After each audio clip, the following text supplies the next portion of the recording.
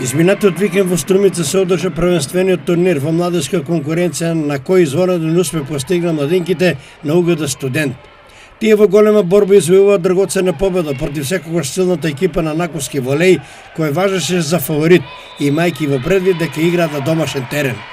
Но штипските одбојкарки се надминаа себе си, одиграа брилјантно и со резултат 0:2 ја победи екипата на Наковски волеј.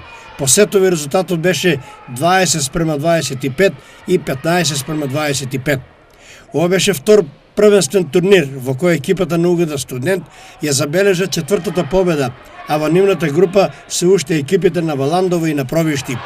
Под раководство на тренерите Благој Тасев и Трајче Тасевски, победнички серии во оваа сезона на државното првенство на Македонија остварија и пионерската и кадетската женска екипа на УГД Студент.